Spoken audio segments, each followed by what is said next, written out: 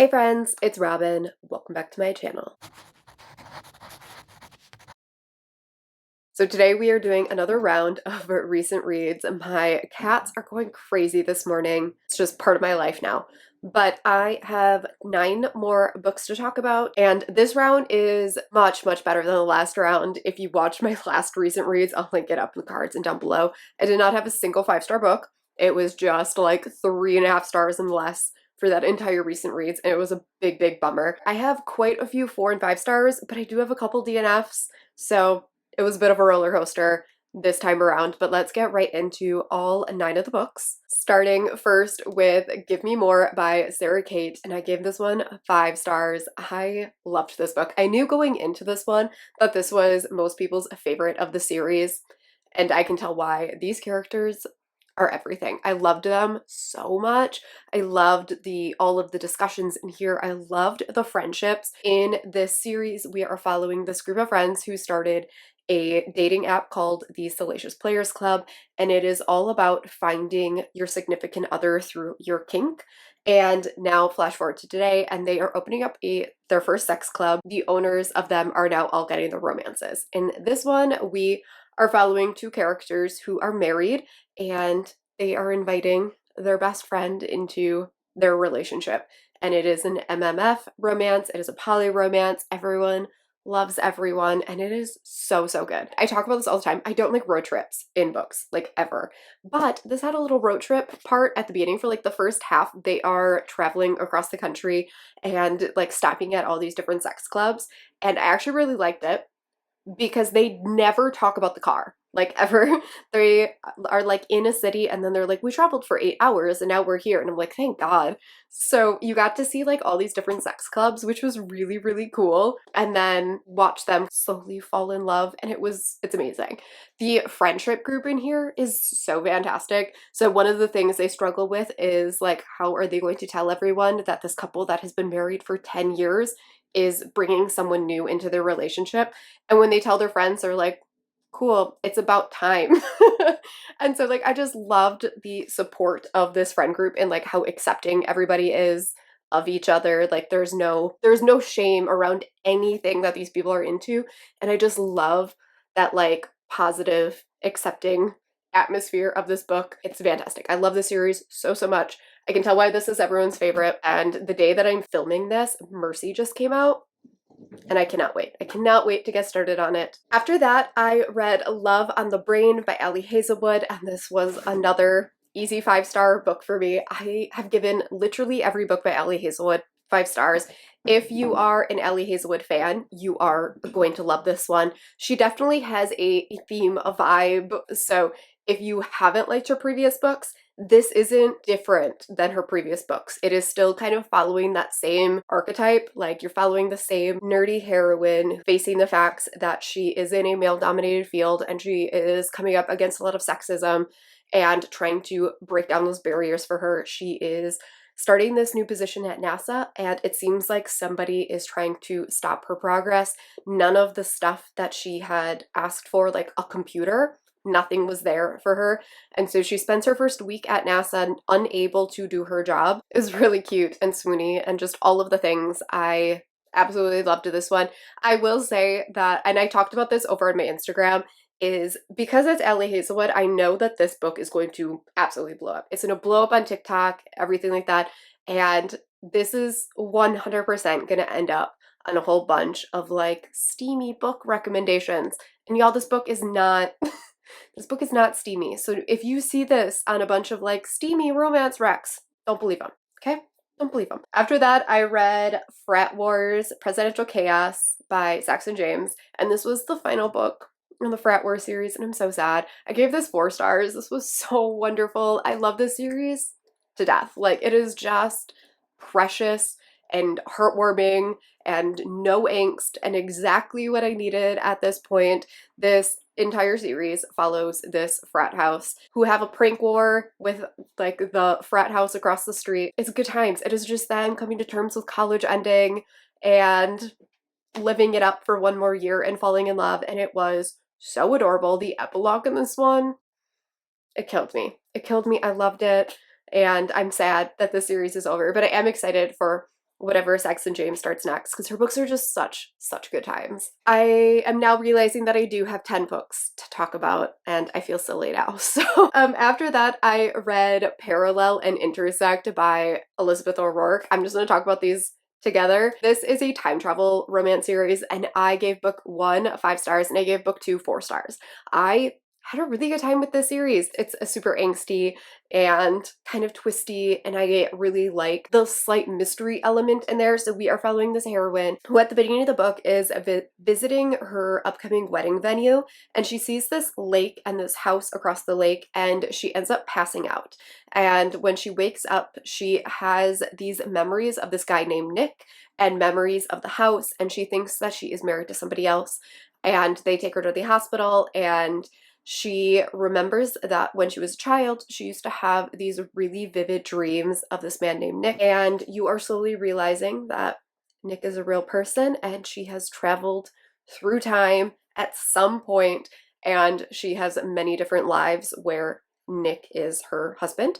And once she is taken to the hospital, she meets Nick in this time. And it is them figuring out how she knows Nick, why they have these memories of each other, them coming together and falling in love, and figuring out who is behind all of this. And that's the slight mystery element, and I thought that was really fun.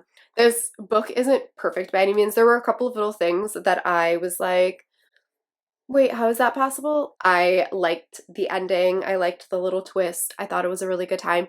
I don't know if I'm going to read the spin-off. The spin-off is about our heroine's mother, but I am going to read more from this author because I really liked her writing, and I've heard really good things about her other books as well. So do plan to read more from Elizabeth O'Rourke. Don't know if I will read the spin-off duet. After that, we have a very polarizing book, and that is Husband Material by Alexis Hall. I'm not going to leave you in suspense. I gave this 4.5 stars. I loved Boyfriend Material. It was one of my favorite books of the year that I read it. When this got announced, as well as Father Material, I was stoked. I loved this book. However, if you look at this book on Goodreads, you will see a lot of 5 stars and you will see a lot of 1 stars.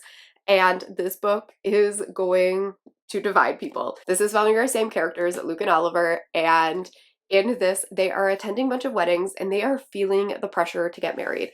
They love each other very much. They love their lives, but everyone else is settling down and making this commitment, and they feel like they need to do that as well. And so they end up getting engaged, and things go from there. I loved their romance.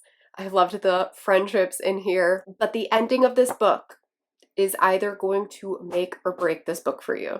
Like, it is either going to be like, yes, that makes sense for these characters, or holy shit, I hated every single second of this book, knowing that that's the ending. The ending of this does make me very excited for the 3rd one. We are getting another book in this world in between this and Father Material that is from one of the side characters' perspectives, and I know people are a little mad about that because they want the next book in this series.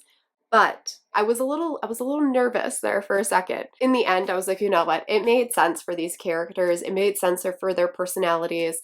I know it wasn't the ending that a lot of people wanted, but for me, it made sense. These are really, really messy characters. Like, they are lovable disasters, and you have to go into this book knowing that they are just lovable disasters. They are a lot for all 400 pages. Then I went into Thank You for Listening by Julia Whelan, and I gave this 4 stars. I was really excited for this because Julia Whelan is one of my favorite narrators ever, and this was not only her book that she was narrating, but this is also about audiobook narrators, and I had such a good time with this audiobook. It was so good. Julia Whelan is like on a whole different level for audiobook narrations. So in this, we are following our 2 main characters. Our heroine is an audiobook narrator. She used to be an actress, and she had a really terrible accident, and she ended up losing her right eye.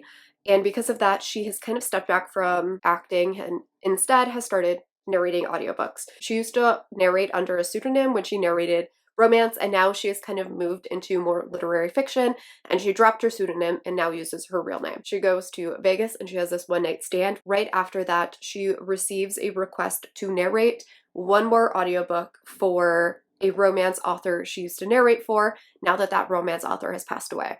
It was like her final wish that her and this other big romance narrator, male narrator, narrate this book together one final time. And it is her getting to know this other narrator while still having feelings for the guy that she hooked up with in Vegas.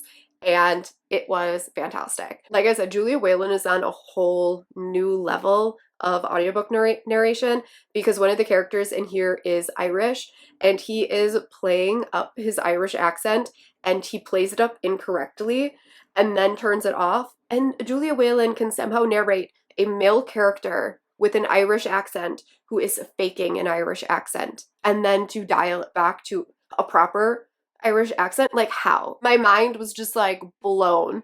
I was like, how did she possibly pull that off? And then we get to, unfortunately, we're ending on a bit of a sour note. We get to some DNFs. So I DNF'd Love in the Time of Serial Killers by Alicia Thompson, and I am very sad about it. This was one of, I don't remember if it was the most anticipated, but this was on my summer TBR. It was a book that I was like very excited about and it just didn't work for me. I don't remember how far I got in. I think I got like 30% in or something, and I didn't like our heroine. I didn't understand any of the stuff that she was doing. We are following her as she goes down to Florida to help her brother clean out their father's house. And on day one, she gets down there and like her neighbor steps outside and she's like, must be a serial killer. And I was like, but why? He offered to help you carry a table? And then like he moves the table in the middle of the night to her front door so that she didn't have to carry it.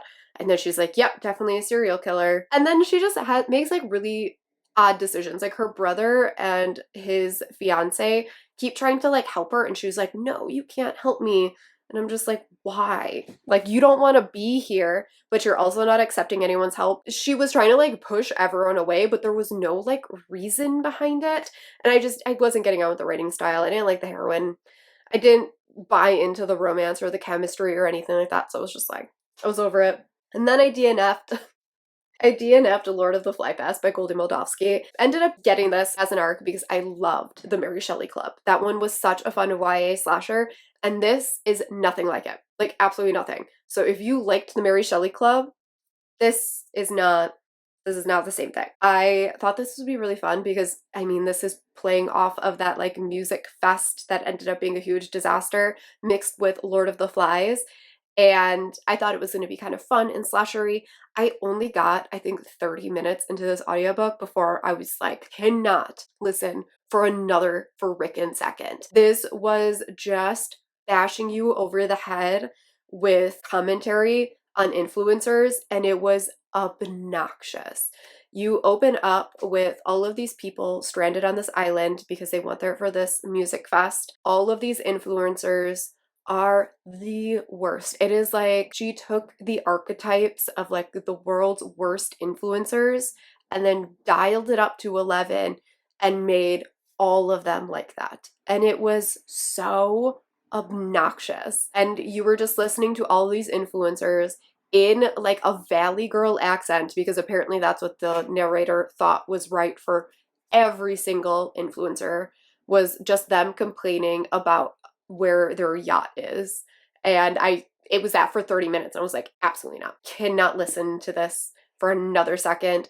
And then I went and read reviews. The reviews are awful. Apparently that's all this book is for the entire thing, is just influencers complaining. I could not with this. I straight up hated it. Like, this is probably one of the worst starts to a book I've ever read. And then after that, ending on kind of like a mediocre note here, Stay Awake by Megan Goldin. This was another book I was super excited about. I ended up giving this one 3 stars. I thought this was a really cool premise. It lost steam for me in the middle, and then I wasn't super satisfied with the ending. In fact, I'm thinking about it now and I'm trying to remember what the twist was. In this, we are following our heroine who wakes up in a vehicle, in a cab, and she is writing all over her hands, and she tells the cab driver to take her to her apartment. And when she gets there, she has no memory of why she was in the cab, where she is, what she's wearing, what's going on. And when she rings the doorbell for her apartment because she can't find her keys, somebody else is living there, and she realizes that she has lost her memories for the last 2 years. She has the words "stay awake" written on her hands over and over again, and she's trying to figure out what happened the last 2 years, why she has no memories, why she needs to stay awake, and is she responsible for this murder that is all over the news. And this is told from dual POV. You are following her as well as the lead investigator investigating the murder and how those two timelines end up coming together. I thought the premise was really cool. This is really eerie, especially at first when you're in the heroine's head who has no memories of what's happening. However, she loses her memories every time she falls asleep. And so after a while, it got kind of repetitive because she would wake up and you would essentially start the whole thing over again where she's like, I need to go to my apartment. It's like, oh my God, we've already been there. And so it got a little repetitive after a while. And then the ending for me is what kind of lost it, because one, you have a villain monologue at the end, which I hate in thrillers. The main character hiding and the villain is walking around spewing all of the reasons behind what they're doing. And so you had that at the end, which is just, that's never my fave. And then the ending just like ends. Like I when the music started playing in the audiobook, I was like, wait, what? Like, you do get full closure, but it was, I swear to God, mid-conversation. They were like having conversation and then all of a sudden the end audio played and I was like, that's it. And so it didn't quite end up working out for me. It still was a decent thriller. She definitely got me with the reveal, but mostly because I didn't entirely remember who they were. It was still a decent mystery thriller. So that is it for my recent reads. I am sorry that I lied to you at the beginning with 9 books and there ended up being 10. I forgot I finished Intersect last night. So that is it for this recent reads. Let me know what your last 5-star book was, and I will catch y'all in my next video. Bye.